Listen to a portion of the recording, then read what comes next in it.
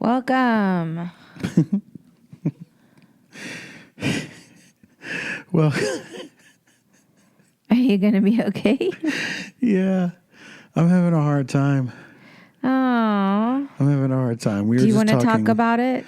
Let's talk about it. Hi, this is Stay of Homekins. Hi, this is Stay of Homekins. And that's Paul, and he's having a hard time. Yeah, my name's Paul. I'm having a hard time. My name's Janie. Together we are a married couple in Los Angeles. Should we do it for real?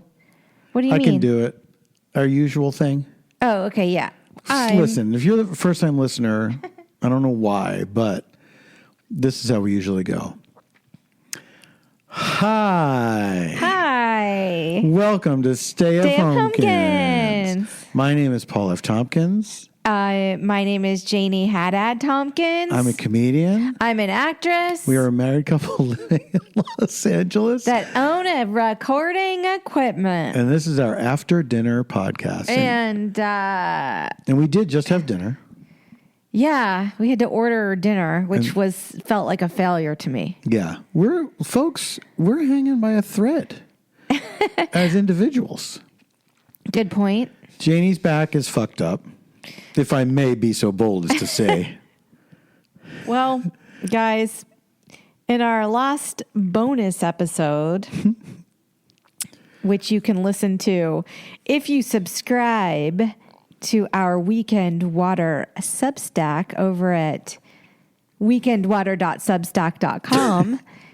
You can subscribe and listen to our last bonus episode from a week ago. Mm-hmm. And I mentioned how Paul was gifted an electric bike. Correct. And hilariously, are there a set of keys next to you? Yeah, they were in my pocket and I just put them on the couch. Oh, okay. Because he's like ready to leave.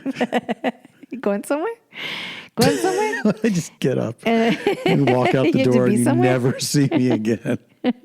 Paul went to buy cigarettes and never came back. Yeah, so that's funny, isn't it? I wrenched my lower back. I wrenched it so bad. It's such a boring situation of how it came to be, but know this. I'm a middle-aged human being riding an electric bike. It can happen to anyone. Sure. It can. So the doc called in some muscle relaxers. Oh, because we're flying to New York tomorrow because Paul's doing Varietopia at the Bell House. If you don't have your tickets, there's still some available for a little late show on Sunday night. That's right. And since I almost was like, can I fly to New York with you? Yeah. Like I got our... Do you feel like it's still, pardon the expression, up in the air? Or do you think tomorrow you might feel like you can do it? I think I can do it because I'm going to have like the muscle relaxers on the plane. How are you doing just sitting here at home? Oh, then my brother's a physical therapist and he's like, keep moving. You got to keep moving. So I went and did a walk today and it was like fucking hell. How am I doing sitting at home? I don't know. I don't know. It's not fun getting a glimpse into our future where I have to rely on you to bend over to pick up something off of a table. That's still a long ways away.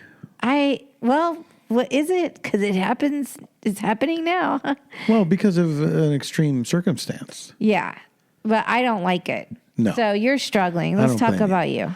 I just have a lot of anxiety because of travel, packing, making sure that I have everything. I'm always anxious before shows, Oh, you are?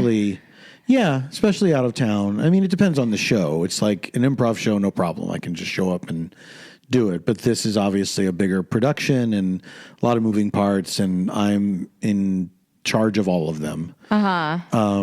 If not control, because I'm not in control of all of them. But I'm excited because we have really good guests and material and everything, and I'm looking forward to performing the shows. Okay, that's good. It is the travel and it is the packing and making sure that I have everything that I'm supposed to have and blah, blah, blah, blah, blah, Oh, all yeah. that stuff. Well, like there was a whole discussion this week about, do we mail the merch? Do we check the bag with the merch? And Yeah. And I was like, look, I just told Jordan, your musical director guy, because we're on a thread together. I was like, I don't mind checking the bag because I can take an extra bag because I'm taking a carry-on. Yeah. Turns out if your bag is under 50 pounds, it's $35 to check it. But if you're shipping it across the United States, it's $90. Yeah. So even both ways, that's $70. Hopefully it'll be lighter coming back, Yeah. But, and then we can just like send some of that stuff to Charleston where your next show is. True. Yeah. So I was like, I know I'm not a producer on the show, but I said I was the Pamela DeBar of the show. And then you got upset because you're like, Pamela DeBar slept with everyone in the band, not just the main I didn't guy. say she slept with everyone in the band, but she slept with multiple people in multiple bands. That was her journey. But I was like saying, I'm the Pamela DeBar of Varietopia because I'm literally at Varietopia every time, and I and I'm like all about the variety acts. Well, you could be the Brian Epstein of Varietopia. Wait, Brian Epstein? Who's that? He was the manager of the Beatles. Oh, Brian Epstein. Yeah. Who'd you think I said? Jeffrey Epstein. Oh my God. No, I don't want you to be the Jeffrey Epstein of Varietopia. I don't want to be the Jeffrey Epstein of anything. Wait, Brian Epstein was the manager. I'm not really the manager, though. No, but you're also not like the groupie. I feel like I'm the groupie. No. You don't think I'm the groupie? No. I guess I help with producing. My wife.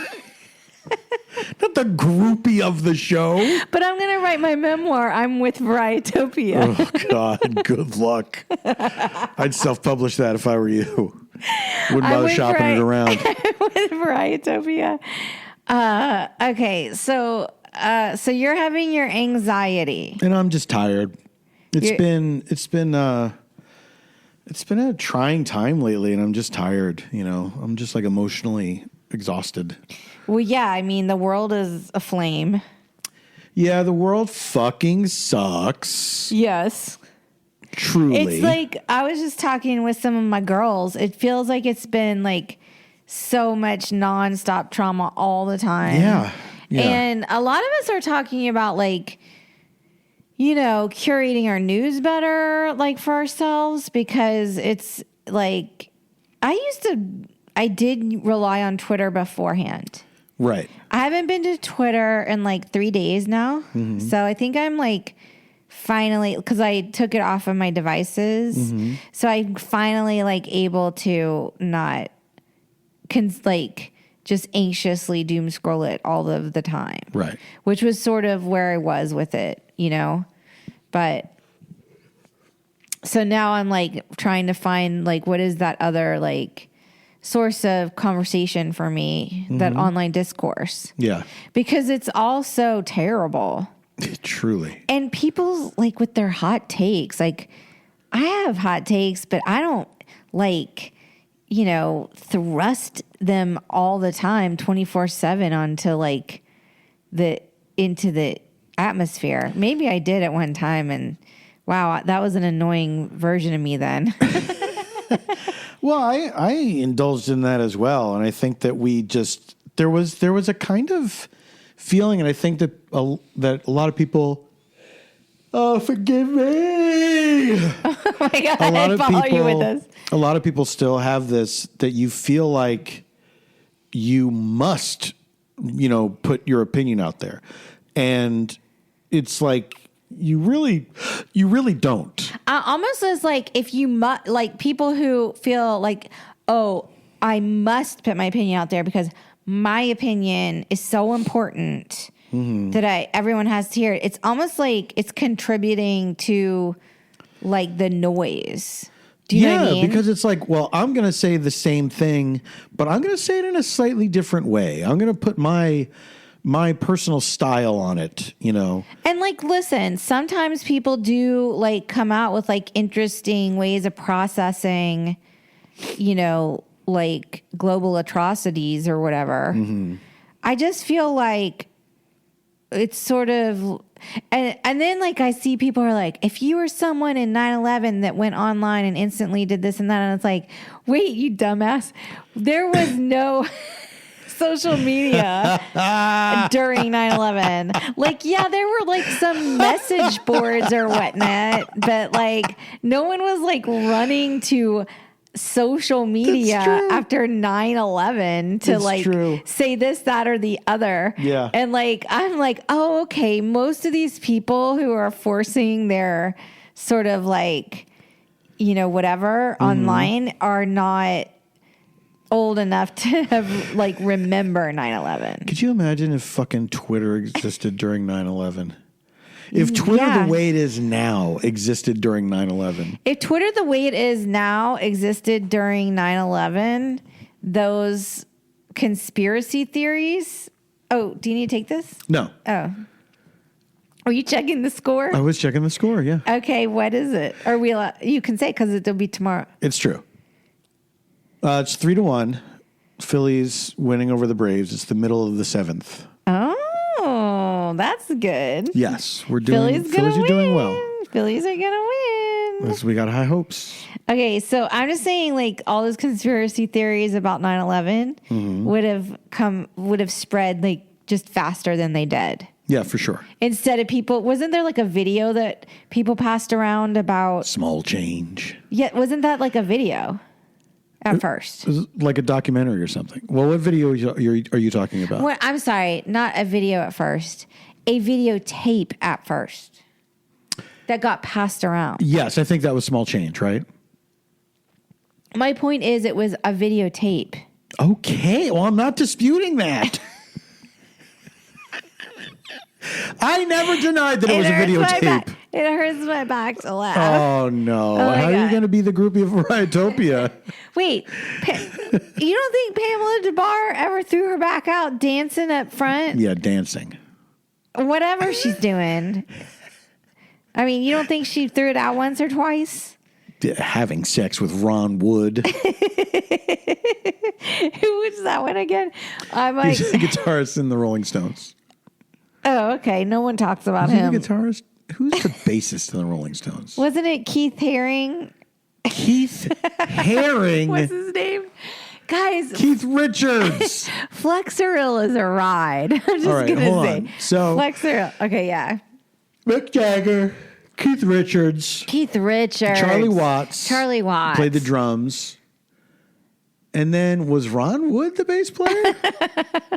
They had to have had a bass player. I'm sure there's somebody I'm forgetting. And you know what? I don't care. I was never into the Stones, and I never will be. Oh, man. Well, you can't never say never. No, I'm calling it right now. Yeah. Never. And then, like, you and Catherine went on your little tear today because she said on her podcast that she wasn't into Joni Mitchell's voice. Yeah.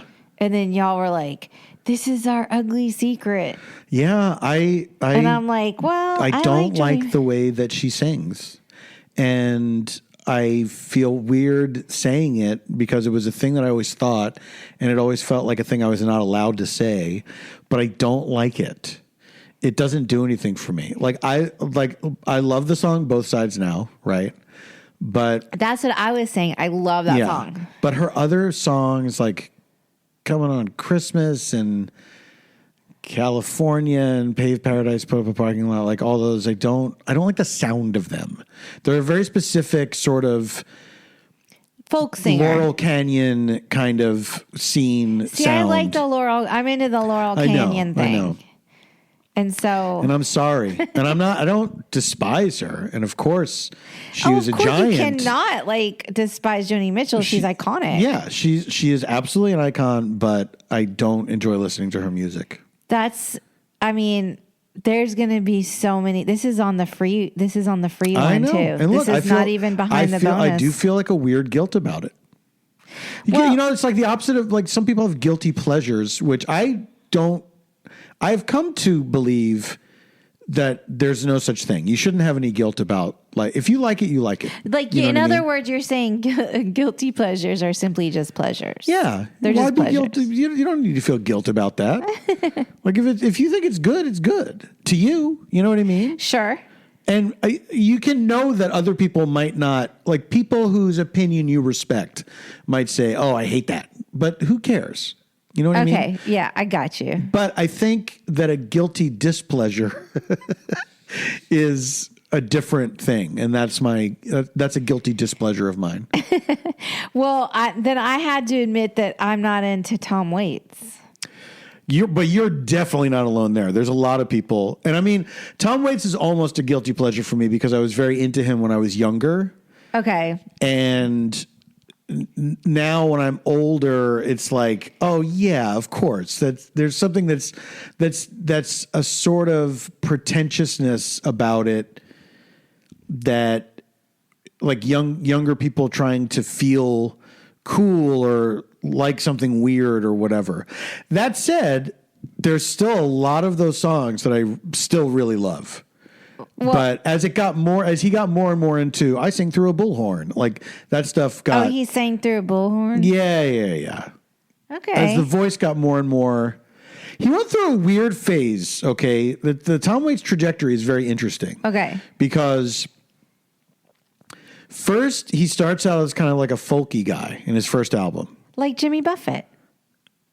Jimmy Buffett started out as a folk singer. What's like a folky song that he did? None of them hit the charts, so he pivoted. He was like, now about margaritas. He invented a new genre. He invented margarita rock. Is that what you call it? I don't know. No. What do you call it? I call it his genre. So he started out as folk singer. He does like a singer-songwriter album called Closing Time, which is actually very, very good and sweet, and a lot of really good songs. Then I think second album is much more produced, but he's still kind of singing in a normal voice, right? Okay.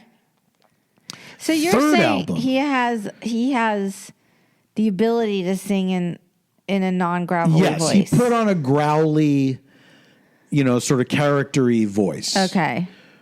And then he did that for a while. And then there's albums like, Rain Dogs, which is a great album where he's not doing it all the time, And the songs are very different in their sound, like overall same vibe on the album, but it's like he went in and out of being more of a character, and then he got super sort of experimentally sounding, and I feel like I've only heard the growly. I've never heard any of the other stuff. Yeah. So I would have to check it out to see. You might like that first album. I'll send it to you. Closing Time. Now, there's a song called Closing Time, and it is an instrumental.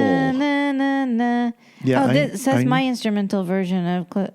Because you don't know the words, there's a difference. Closing time. One last call for alcohol. One last call. So that's actually a good song. I want to take me home. That's a good song, Closing Time. It is, right? Yeah. It is. It's like kind of though, like it's weird to say that. Well, because certain people abuse the privilege, and that always sucks. When somebody takes a good thing and they abuse the privilege. Because people did play it at closing when the bar was that literal. Yeah. Like, yeah. Every time. There must be a song called You Don't Have to Go Home, But You Can't Stay Here. At least one. Right? Yeah. There's got to be. I bet that's like a country song. Must be a country song called You Don't Have to Go Home, But You Can't Stay Here. It's like I like or that Mike Stinson song, Stop the Bar. I want to get off or whatever. Right. Stop the bar. I'm sorry, you guys, I am on this medicine. I just feel like I have to reiterate that I have been given these muscle relaxers to help my back pain. Yeah. And now you're on a Joycean stream of consciousness. I don't know what I'm on. I feel like relaxed, I guess, from them. I still have the back pain. It's not like a pain reliever. I'm doing the ibuprofen though for the anti-inflammatories. And you can take both of those at the same time? Yeah, because Okay. they're not they're And not. don't forget, Icy Hot Back Patch. I know you brought me the icy hot from the CVS Because thank Shaq you. sold me on them.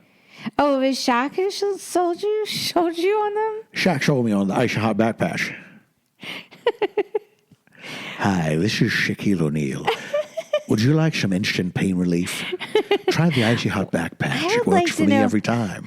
Why are we in a weird? There's like a glitch in the matrix with life or something because doesn't it feel like everything is just like staying the same? I Like need they're a little saying, more to go on. like it's gonna be like another Trump and Biden matchup, Oh, my God. and now RFK. There is Jr. something about that kind of thing that is very frustrating and depressing. I was like one of the people that insisted that Biden wasn't going to run again after that first year. I was like, Yeah. oh, he won't. He won't. And then he was like, I'm running again. And I was like, dude, come on, man. Like we got you in here. But I guess, like, who was it going to be, you know? You mean behind him? Like if it wasn't him? Yeah. Oh, there's like a gazillion people. There's like a gazillion But anybody people. that could win? Sure. I don't know. If they put their weight behind, if they like, I don't know. it's too like they should have, you know. I don't know. We'll never know. And I'm mad at Gav again. Oh, that fucking guy. I forgave him for French Laundry. You did forgive her for French Laundry. And you know what though? Like I admire his anti-gun stuff. Like he's been audacious about that. Sure. But then He does some things I like, and then some things he falls short. Yeah. And I'm like, read the room, dude. He didn't sign the unemployment thing for striking workers, and I thought that like after hot labor summer. After hot labor summer. By the way, we're still on strike. By the way, Yeah, I know. in it case really you guys sucks. don't know, It really so fucking the writers sucks. got a deal. They got like what they believe is a great deal. Yeah. From the people, and So-called people. No, I'm the one that has to. I'm on drugs, so I don't know. I can't control what's gonna. Anyway, so they got their deal, and then the writers, we've been out picketing, and then they've been negotiating every other day for some reason, which everyone says no, that's good, and I'm like, is it though? You mean with the actors? Huh? Everyone's with the actors They've been negotiating every other day with the actors, is what you're saying? until today. Yeah. And then we found out last night. We like an alert went out at midnight, and I was asleep. Oh, shit, an alert. Thankfully, Remember the circle?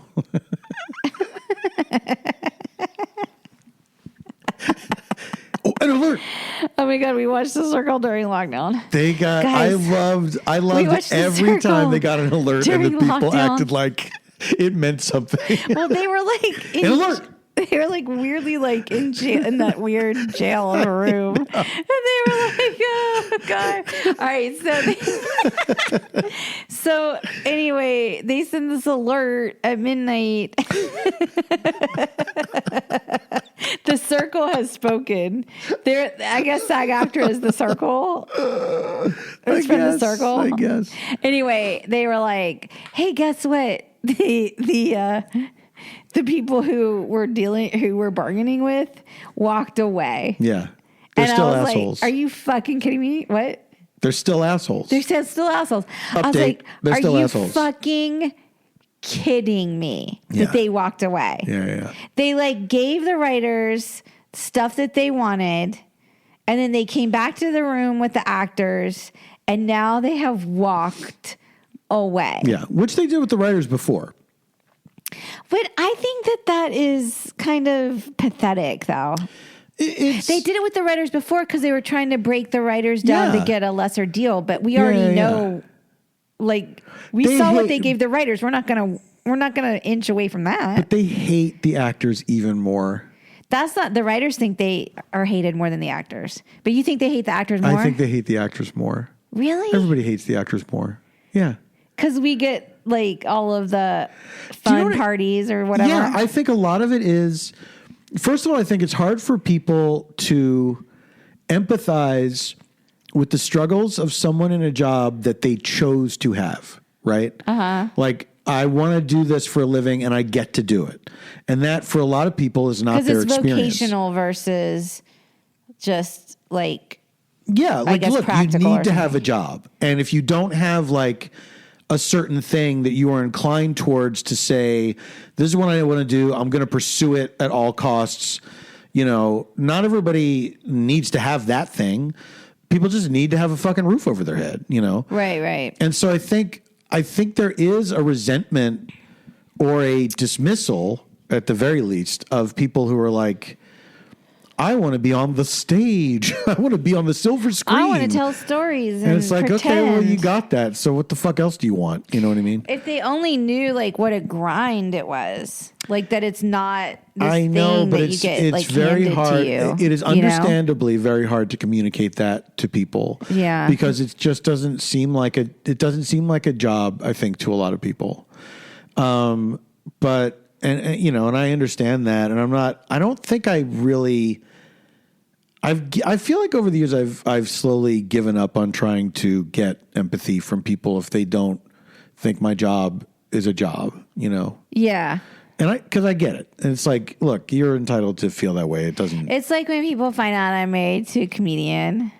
And they're like, oh my God, do you just like laugh all day long? And the answer is yes, you do. I fucking make you laugh all the time. So whatever you're telling these people is a lie. Because I know you're like, not really. I am like that. I'm like, it's funny because it's not like that necessarily, but it's not like that. It's sort of not like but that. But you know what? We Don't make each other laugh a lot. We laugh a lot together. We laugh a lot together, but it's not like you're just going around trying bits on me. No, that would be gross. That would be gross. We have our couple bits the same way every couple does. But I don't do bits on you. No. We're different. Of course we're different with each other than we would be on stage or something. Right. You know? Right. Like if we were on stage. Wait, what are you thinking? Like we should do like a Gracie and Alan. Gracie and Alan. Burns and Alan, whatever. My mom once said Oliver and Hardy. Really? Yeah. Well, I don't know. I can't in this moment of the world. The world is fucked up. There's a lot of so here's why I think they hate the actors. Oh, yeah, more. why they hate the actors. Is because they sort of need the writers more. But to sell a movie, they gotta have Tom Cruise. They don't hate those people. They hate all the other people. The working class people. They hate the little people. The contract that they're negotiating for. Why the fuck should I give you money? You don't bring me anything. You know what I mean? Yeah. Okay. Now that you're saying this. Yeah. That makes sense to me because they're like they're 10 people who make all the money for them. And by the way, all of those negotiations do not apply to those 10 people because their agents and managers obviously negotiate them these like huge salaries. Yes. That are not the minimum basic agreement. Yeah. Which is what that they're negotiating for us. That's right. Because we're like, are you okay? Yeah, I just wanted to get a little more comfortable. I didn't want to pull this off of Paul's the table. Making himself a little more comfortable. Oh, the wires are all jammed up together. Well, okay. So how can you work on your anxiety? Like, can you calm yourself? Can you can you have like a little talk with yourself about how the evidence has proven that everything will. Honestly, once the packing is finished, which it almost is, and I feel like I can go over my little checklist and make sure I have all the things. It's also hard to pack for multiple days where you're like, what can I get? What's the minimum I can get by with? So I'm not like overpacking, but I'm also not like, I've worn this same shirt 3 days in a row. And yeah, we're staying in a friend's apartment this time. And like, does he have, I forgot, laundry? No. There's no laundry. Not in that place, no. Oh, okay. Yeah, New York. So, it's like putting together that puzzle of what do I need to get by until it's time to go home. You know what I mean? And I think I got it. Okay. We'll see. Yeah. But having to pack the fucking merch and the merch, costume, which we're checking, and, all the stuff that I need for the show. Yes. And, all that shit. Yes. Is always not fun. Yes. Yes. And you know what else it is? It's like, it is the frustration of that I wish this show was bigger than it was because I love doing it so much. Yeah. And I wish the show was big enough that all that stuff was taken care of for me. Uh-huh. But that's just not the reality. Like you're self-producing it. Yeah. You're self-producing it, and you're kind of relying on me and Jordan, and to help out. With Jordan doing the musical direction, and everything, and he and I collaborate. That part of it is fun, And then he told me he had to ship Devin's sousaphone in New York, and it was like very expensive. Yeah. And I'm like, oh, you can't rent a sousaphone over there. I know he has like his sousaphone. I don't know. But I'm not a musician. What? That's come up before, and it's been difficult. Because there was one time where Devin, our sousaphone player, checked his sousaphone on the plane, and it was late getting there.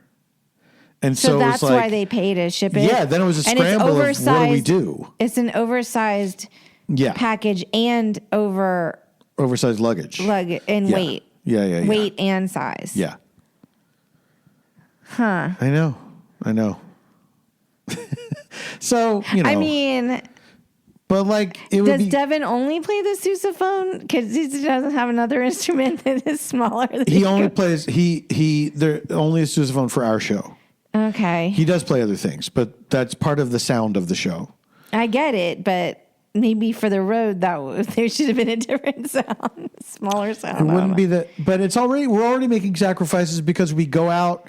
Except in New York, where we have access to more musicians, we're going out and doing these other cities, and so we don't have our full band, So that's already a concession. Yes. And we don't want to lose too much of what makes the show unique. Right. Because that would suck. No, that makes sense. Anyway, it's like, I love doing the show, and I wish I could do it all the time, and I wish it could be like a big source of income, and I wish that it it was, something that could employ enough people to take care of these things so I don't have to worry about them. Catherine's on a tear. Like, she wants to film the show. Oh, I had not heard that. Yeah, she thinks that she wants to put together a little writer's room and shoot like a pilot presentation of Varietopia. Oh, that would be nice, but because she has access to this cool studio. Yeah. And thinks that she could do it on a budget. I'm sure that it could be done, but I think the pilot presentation days for the show are over. You know what I mean? No. I don't know what you mean. What do you mean? Because I've pitched it a bunch over the years. But you never pitched it with a pilot presentation, did you? No. That's true. And also, guess what?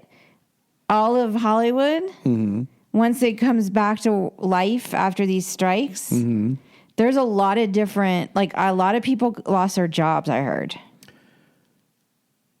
What? What? Executives. Good.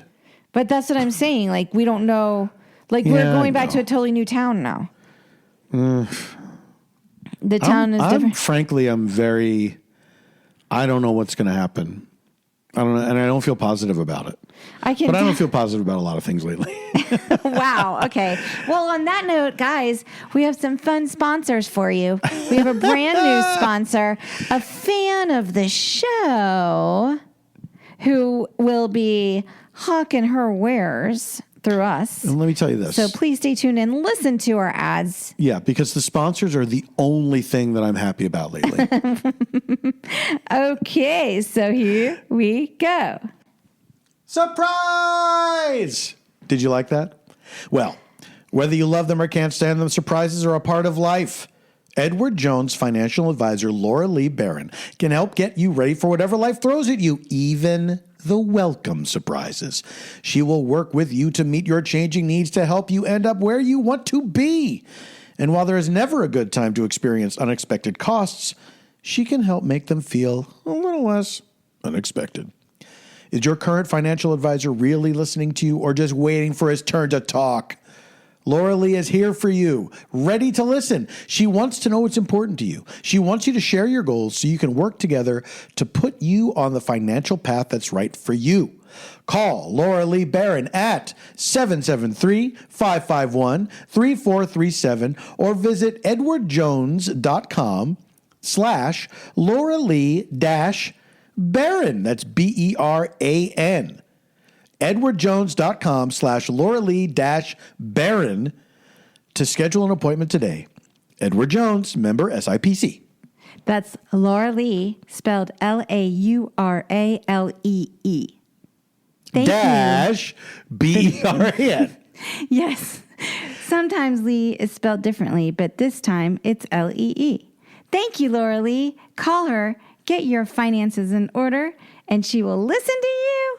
Thanks, Laura Lee. Green Chef.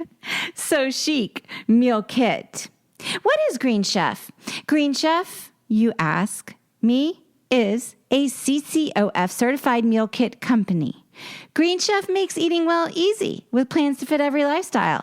Whether you're keto, paleo, vegan, veg, gluten-free, or just looking to eat more balanced meals, Green Chef offers a range of receipts to suit your prefs. Do you want to build healthier eating habits this fall? Gosh, I do.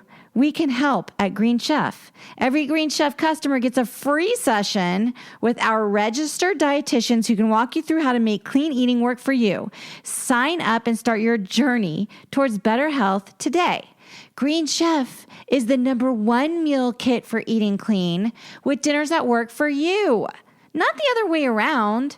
100% of their seafood meets the Monterey Bay Aquarium Seafood Watch rankings of certified best choice or good alternative. Guys, Green Chef has so much going for them. You really have to get in on the meal kit revolution and use our wonderful offer for just the Stay at Homekins listeners. It is 60% off plus free shipping. So I love to use Green Chef because it takes some of the thinking out of meal planning.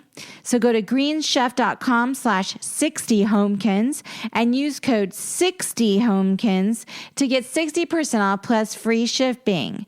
That is greenchef.com/60homekins, code 60homekins for 60% off plus free shipping. Green Chef, the #1 meal kit for eating well. Thanks, Green Chef. Paul says the Phillies are still winning. It's the top of the ninth. He had to check. Oh, I had to bend over to do something, and it was okay. So, first of all, that was fun. Thank you to our fun sponsors. If anyone wants to buy an ad, reach out to us on our Substack. Yeah. Sorry it's if just that simple. This episode, do we apologize for it or what? No. Oh, we shouldn't apologize. I don't think it's any more worthy of apology than any of the other episodes we've done. Well, unless you want to issue a blanket apology for the entire podcast. That's not a bad idea to me personally. Just as in general, like it kind of suits my, For me, je ne regrette rien. The thing I can suggest though is the episode we did last week, which you can find by subscribing to our Weekend Water Substack content letter. I don't call it a newsletter because it's not, #1, there's no news. #2, it's not just always print. It's sometimes print. It's sometimes visual. It's sometimes audio. in this instance, it was a bonus podcast episode just Bonus for you what? guys. Podcast. Oh, yeah. Oh, okay. I did hear it correctly. Podcast. Yeah, it was a bonus podcast episode. You didn't even say it right. That, now I'm like, if we called our podcast a podcast, maybe Pabst would sponsor us. Pabst Blue Ribbon? Because I like Pabst. I remember when it was like hipsters and Pabst, and we sell it for like 50 cents at the thing, and it's like, joke's on you, suckers. I'm okay with Pabst. Pabst is fine. It's fine. It's fine. It's You know what's fine. not fine is Schaefer.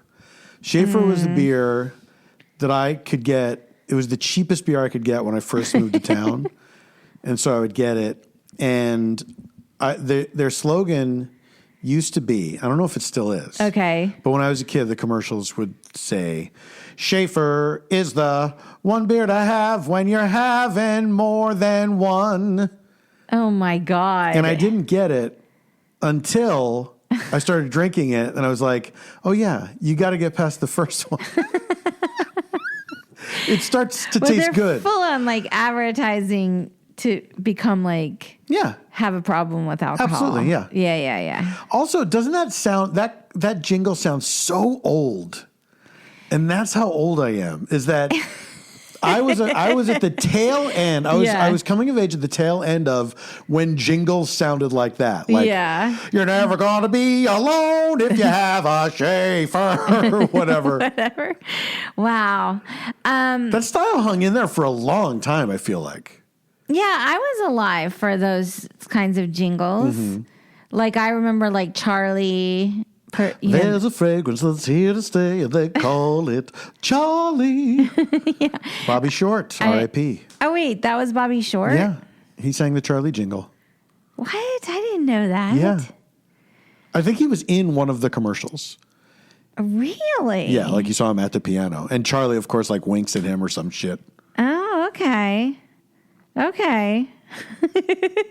Well, yeah. Anyway, commercials are making a comeback because the streamers can't survive without them now. Oh my God. And so they're raising their subscription prices and placing ads. It's like it's an screwed up. amazing They long so game screwed that up. they've played where now it's like we are now charging you for network television. They're literally just like they're such assholes. Yeah. Sorry, I know we're like harping on this episode, but I'm pretty angry at the system. It's gross. Because they've like messed it up. It's gross. They came in and they spent all this money on these streamers. Yeah. Like they were like going to revolutionize this and revolutionize that. And we're really just going right back to the same model of ad-based television watching. Yes, only now we're paying for it. And you can't fast forward through the ads like when Yes. TiVo. Remember TiVo? Oh my God, TiVo was the fucking best. Yeah, man. TiVo was the best. It was the best. And it recorded things anyway, so it was like having streaming. Like you could watch shit whenever you wanted. The sounds of TiVo were the most pleasing sounds. Yeah. Even when something was not going right, it would go boom, boom. It was like, that could be worse. That sound could be worse. I'm so mad at them too because it's like we have Hulu with ads and like sometimes, listen, I'm not gonna lie. There are times I fall asleep when I'm watching a program. What? Yeah. Then sometimes I wake up and I want to watch I want to go back. Yeah. And then I start to rewind and it's like, it takes me back to like 3 ad cycles or something. Yeah. I hate these people are fucking criminals. The interfaces they are terrible. ruined our thing. They ruined our American thing, which we had, which was TV. And we were all like loving, like it was the thing that could bring us together. Yeah. And they they just came and just shat on it. Yeah. And then shat on the people that make it. They truly And they're did. still doing that. It's like, you know what it makes me feel like? It's Charlton Heston at the end of Planet of the Apes. You maniacs! You finally went and did it! If you haven't seen Planet of the Apes, which we've talked about on this podcast before. Have we really? Oh, yeah. I don't remember talking about Planet of the Apes. Oh, yeah, for sure. You don't know exactly when, but you're sure that we did. Yeah. Yeah. Yeah. Okay. Like, okay, so the whole, like, I'm just going to spoil the movie for you. Mm-hmm. The whole thing is they think they're on this planet of the apes, and they're being studied by them, by the apes. The humans are. They're captured by the apes because on this planet there are human creatures, humans, but they don't. They're like the apes on our planet, where they can't speak. Yes. They're less evolved. Yes, and then at the end you find out they ain't on another planet. No. They were on Earth the whole time because there's half the Statue of Liberty in the ocean. You know what's amazing when you think about it? It's a really good movie. I never thought about this before. Yeah. But, okay, so we're far enough in the future where evolution has just switched places. Started over again. Yeah. Or but something. Now the apes are intelligent. They have a society, blah, blah, blah, blah, blah. Statue of Liberty, still, most of it is out above ground. Yeah, it's like... Don't you think by that point, that thing would be buried completely? Well, I don't know how long it has been. I'm going to say on Planet of the Apes. For something like that, it had to have been more than 100 years. I think 100 years, the thing would still be sticking out. Because, like, look at Mount Rushmore. I'm saying more than 100 years. Okay. I mean, and how lucky that he happened upon a ruin. So lucky. Because he could have been thinking he was on this other planet for the rest of his life. He would have been thrilled. He would have been so happy. But when he found out that this was his own planet. Yeah. He was really mad. He was very upset. He was like mad, yeah. That's a big spoiler. But like the joke's on him because like it's sort of like, you know, white Europeans came and colonized everything, you know? Mm-hmm. And it was sort of like a comeuppance for him. Don't you agree? Sure. Speaking of, I have this theory, and it's going to risk pissing off, let's see, I guess half our audience if they're male. Interesting. Phillies won. Yes. Go Phils, baby. Red October, baby. Go Phils. Red October, baby. Let's get in that World Series, baby. All right. I want to know what's going to piss all the men. Not all men. Hashtag not all men. Oh, my God. Do I have to say it? Hashtag not all. Okay. So I was talking with Catherine the other day, and then my therapist, and then also my girl thread. Basically, I've run my theory by all of the women in my life. And I just still have to run it by my mom or whatever, but I will. So basically, okay, you know how men are not okay? Yeah. And like they won't go to therapy or whatever? Yeah. Okay, the reason I think they are not okay, like, I guess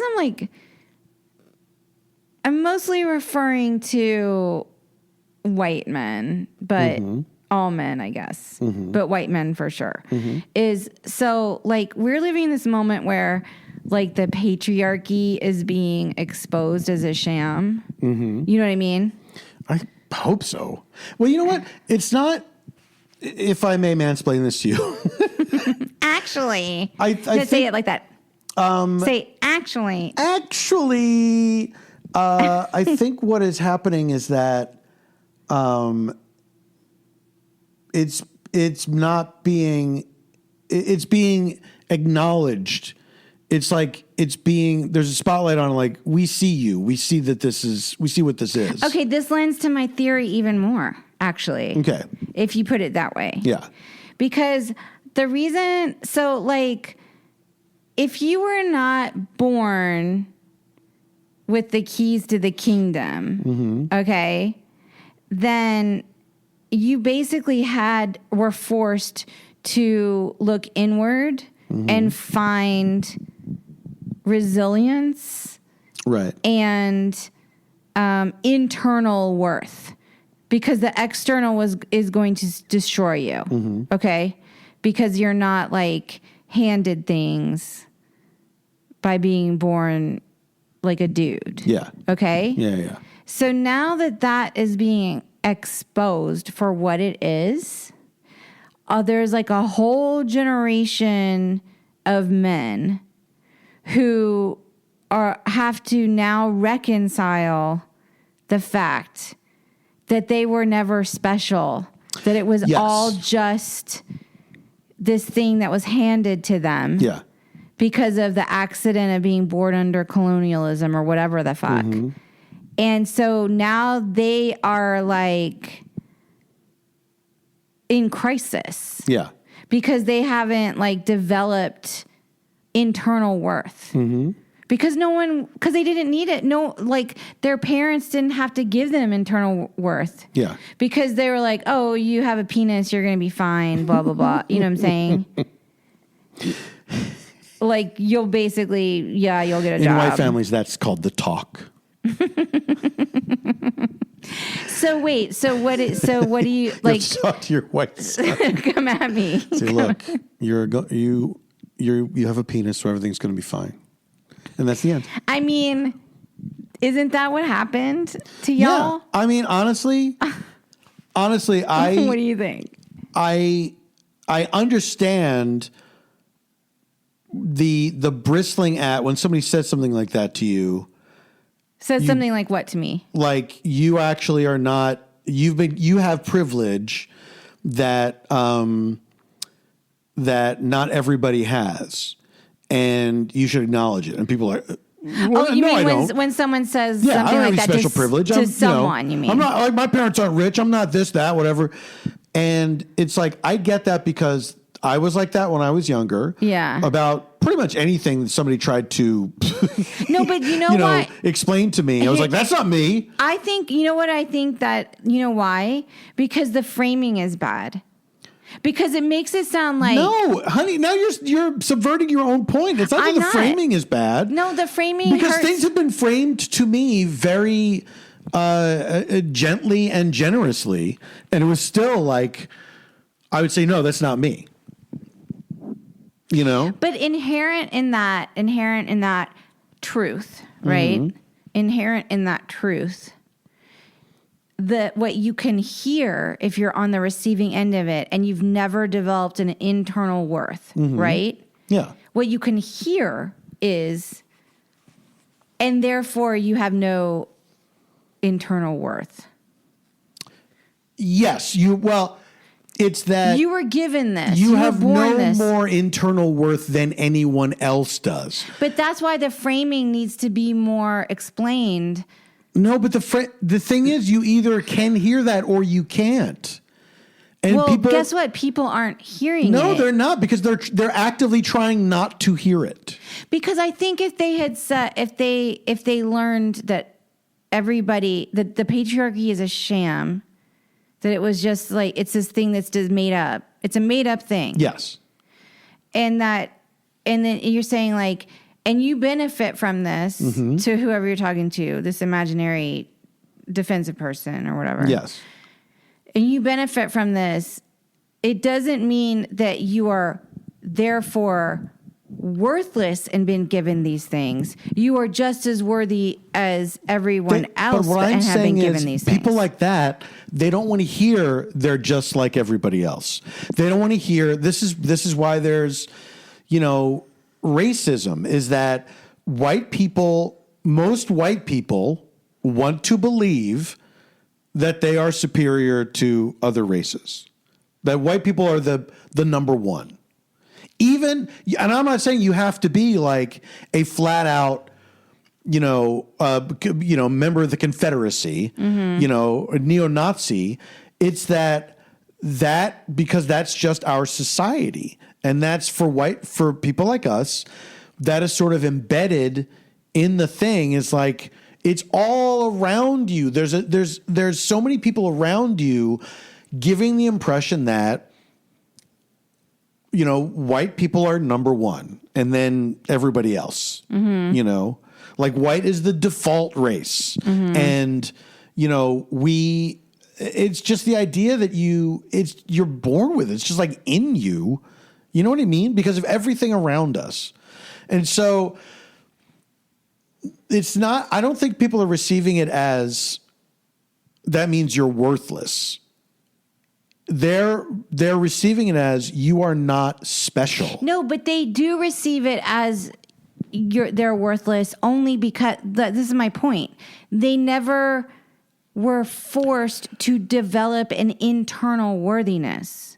Yeah, I know, You see what I mean? but I'm disagreeing with you.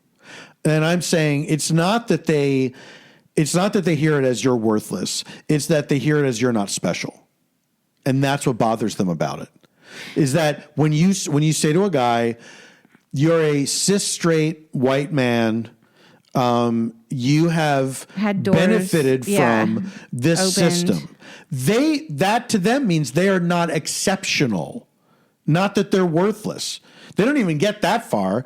It's just, you're telling me that just because I'm white, I had these advantages, and not because I'm awesome and I worked so hard for everything. But and see, I blah, think blah, it blah. sounds like we're disagreeing, but we're not, because Well, then why do you keep disagreeing with me? I'm putting this on you. No, I'm saying that yes, they hear it as you're not exceptional, but that insecurity is part of having no self-worth. Oh, I'm not disagreeing with that. And they've never been forced to develop or nurture. Yes, the only thing I'm disagreeing with is that it doesn't make them feel worthless. Oh, I see. It makes them feel insulted because you're daring to say that they didn't do all this work, that they didn't, you know, try harder than everybody else. But I do think the underneath seed of that is that they have to consider themselves exceptional, because if they don't, they have no core, like, sturdiness. I get the psychology of it. Yeah. But I just don't think, just because they have not had to do that work of finding their self-worth, it just means they assume that they already have it and that they have it more than other people. So it's not we're just splitting hairs here. Yeah, I guess so. But on the other hand, I just feel like it's something needs to change, you know? I don't know. Because there's too much radicalizing going on in the world. Like, we're not living in moderate thinking times. No, that's true. And it feels like everything is on the verge of, like, it's like a big tinderbox. Like, the world is, you know. Yeah. I mean, there's like, there's always all kinds of atrocities, but there's some large scale atrocities that seem to be brewing now in the world that are very scary. And like, even like I was saying before, like having it even just be like a Biden-Trump matchup again is like, that's not good. We gotta hit the reset button. Oh no! I mean, I'm fine with the, you know. I definitely feel the crumbling of everything. Like, America is crumbling, you know, and I'm really feeling it. I feel like we got to turn it around. You know, like, it's sort of like, yeah, I don't know, but nobody gives a shit. We need to go into extra innings, and we need to rally this shit. We need to turn our hats on backwards and start rallying this shit, because this is we can't be living like this anymore. I know. And I'm in a place where I'm like I'm on like a real like curated news diet at the moment. Like, I only read. I'm not watching images of stuff. Like, it's just like I'm trying to read and keep it like in a podcast form, so it's a little more digestible, because there's a paralysis that occurs that is not, like, I don't think I can be my best person if I'm completely frozen by the chaos, you know? That's just how I feel. But anyway, that's my theory about dudes. And, you know, you might disagree. You can comment below on our Substack post. This is the free episode, so the comment section is open to all of you. I don't know. I mean, I hope I didn't. I know, like, I just lumped you in that group, I guess. I'm okay with that, though. You know what I mean? Like, I was able to do enough work on myself that I am able to admit that, yes, of course, I am part of that group. I have had privilege, and I did benefit from things, and I was given opportunities that other people would not ever have been given. And some of those opportunities I squandered. You know what I mean? And that's a sin. But you have to forgive yourself for those moments because I'm not going to torture myself forever about it. You know, I've reckoned with it, you know, over many years, but I'm just saying I'm able to acknowledge that. And also I don't feel like that makes me an inherently bad person, which is another thing that people have a hard time with. If you're trying to, you know, explain someone, school something on someone on something, whether you are doing it in a forceful tone or a calm, reasonable tone, the way people will hear it is, if you did this behavior without knowing it, that makes you bad. People just don't want to be wrong. They don't want to be the bad guy. And so it's easier for them, or it's not easier for them, but because actually it's so much more work. The place that they go to is, I must make the thing that I'm doing not only was I not wrong, but you are wrong for interpreting it that way, and you are wrong for not being okay with it, is really what it comes down to. You are wrong for not just letting me say whatever the fuck I want and think whatever the fuck I want. You know? But people don't want to. They don't want to hear. It's absurd that it's still such a problem in society. People don't want to be told, hey, you know what? When you say this, it hurts somebody else. They're like, well, that somebody else should toughen up. I shouldn't have to think about their feelings, that's disgusting. That's not what living in a society is. No. What do you want to go back to the old West where you own like a parcel of land that's like, you know, 8 miles from the next neighbor or whatever? I feel like people do want that mentality, only they want to live in places where they see people every day. Yeah. At the coffee shop or whatever. Yeah. And it's like, anyway, I watched this Frontline about Elon Musk and Twitter and everything. And it's like so funny because his whole thing was, he thought like he was somehow this big like free speech guy or something. Yeah. And now no one wants to be over there. And he's like having a problem with hate speech proliferating on the thing. Yeah. And it was like, what I don't understand is, like, what did he think was going to happen? Do you know what I mean? Yeah, exactly. What did he think was going to happen? You take away people's blue checks and anybody can have anything, pretend that they're anybody else and look legitimate. You know, I don't know. Yeah. I just was like, I'm just like, wow, to me, it's just like men, like the men in charge, men in charge of this or that, or running governments in this country or that country or our country. It's like, enough. And I know we have crazy women too, like Marjorie Taylor Greene or, you know, okay, yeah, I get it. But even their brand of crazy, like, you know, let's try it out sometime. Like, not that I want to elect a Marjorie Taylor Greene, but I'm at the point of like, can we hear some different voices? Yeah, I know.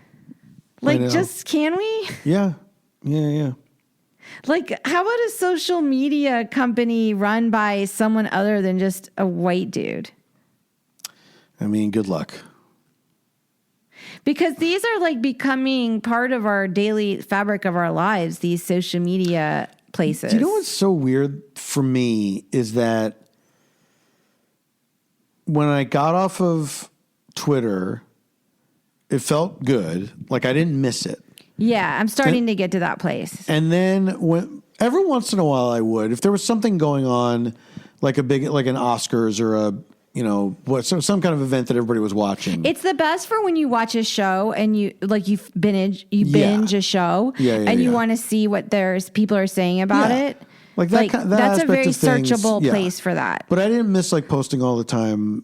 And then when the new things came along, Blue Sky and Threads and Mastodon and whatever, and I signed up for everything. Because I thought, maybe this will be fun again, to be like Nothing Twitter used to be. Nothing has been fun. None and of it's them. not. It's just like, but I also am not as, like, I looked at Twitter all the time. Twitter was all the time. my go-to. Like that was my main social media everything. But I mean, like what more I mean than anything. is I looked at it all day long. Like I was constantly looking at Twitter, right? And then since I got off it, and these and I've joined these new things, I'm just not. It didn't draw me back in the way I kind of expected it to. It doesn't feel like being a part of a conversation anymore. It just feels like a bunch of shouting. It doesn't feel like the world anymore. You know what I mean? Yeah, it's just like people shouting at each other and like. Yeah. No, I mean the new things. No, I mean the new things to me feel like that. Oh, really? See, I haven't even noticed that. I've just noticed. Oh, really? Yeah. There's like virtue signaling like crazy. Oh, well, that's, I've noticed that. I just, I don't know. I think social media has jumped the shark. I really do. Mm-hmm. I mean, I think it has for a while now. I feel that way too. It was fine during lockdown and COVID. I was like trying to keep up with like, what's the latest science? What's the latest, what does this disease do to people? People who've had it, what are the symptoms? Like, what is this long COVID thing? Like, I would use it to like keep up with stuff like that. And then the strikes. And now I'm just like, Elon Musk is maybe, people like called him a genius at time. Like he was a genius apparently. Mm-hmm. And I'm like, I don't think he ever was a genius. No. Like, I think he's just somebody who did big things business-wise. Yeah. Like, he had a rocket company. Yeah. Or, you know what I mean? Yeah. He has, like, maybe no sense of anxiety. Mm-hmm. And so, like, that made him entrepreneurial, like, in the extreme kind of thing. Yeah. And it worked out for him. Yeah. You know what I mean? Yeah. So like that's about it to me. Like I don't like he doesn't espouse any ideas or ideals to me. He's a dumb goon. He's a like a person born to extreme privilege. Mm-hmm. He maybe was smart about investments or whatever. He has 11 children with 3 different women. Yeah. But it's like this dude mainly just invents things that have already been invented, if that. And then he thinks he's convinced he's some great thinker or some great philosopher or whatever the fuck he thinks. But like, okay. And it's like, no, you're not. I know I'm not like a psychologist or whatever, but like, I've known like some narcissists in my life. Like I've had unfortunate, very close dealings with narcissists in my life. And I have noticed something. This stood out to me in the documentary because it's just like, this is anecdotal. I can't prove this in any way. Like I've tried to Google it, and maybe on Reddit I can find this out or the other. But like the narcissists that I have known have, like, they like sort of like 7th grade boy humor. Mm-hmm. Like dicks and like fart jokes and poop and like what to me. And I was like, there's something about that to me that like is a red flag, just because of my personal experience and dealings with people who are narcissistic on like a extreme spectrum. Yeah. Okay, and in the documentary, he was like, he tweets jokes like that apparently, and I was like, oh, he's like a boring textbook narcissist. He's not even like one of these charming, sparkly ones. No, he's a dumb He's clown. like a boring one. Yeah. Anyway, I just, I have a lot of thoughts about things right now. These are my thoughts. I'm also in a lot of pain, like a lot of lower back pain. And so it's probably made me like a little, negative tonight. I'm sorry. I don't know. I'm in a lot of pain. I've been on the picket line. And then we got that terrible news about the negotiators walking away, our negotiators being walked away from, by the people. And I'm fucking furious. Yeah. I'm furious. Like, why can't anybody do the right thing? Yeah, I know. Just do the fucking right thing, people. I know. Like, guess what would be revolutionary? Doing the right fucking thing by your fellow fucking man. Yeah. That would be radical, man. So radical. Just being audaciously thoughtful and sensitive to living as a fucking citizen in this world. That's just where I'm at. How do you want to leave this? I don't know. How do you want to leave it? I'm in a lot of pain. It hurts to move. I don't know. I just want to say to everybody, thank you so much for listening to us. Yeah, we really appreciate this community. Yeah. We appreciate everyone who signed up for the Weekend Water Substack. Yeah. We're there. You can make comments on this actual episode yourselves, guys. Yeah, man. You just go over to the post on the Weekend Water Substack page of this actual podcast post. And you can comment on the comment section below. And we want to hear from y'all. That's just how we are. It's true. That is just how we are. But I'll see you on Sunday, Brooklyn. And Saturday. Well, yes, but I'm saying you got to get them tickets. Come to the Varietopia show in fun. Brooklyn. It's fun. It's fun. Hey guys, you only live once. Society's crumbling. Get a good show in. Go to more shows. Go see live shows. You probably got your COVID yearly shot, like I did. Yeah, precious little teacher's pet. And flu shot. I got both. Yeah. All right. Well, listen. Go get your shots, everybody. We'll be back next time. And until then, stay safe, stay sane, and stay strong. Strong.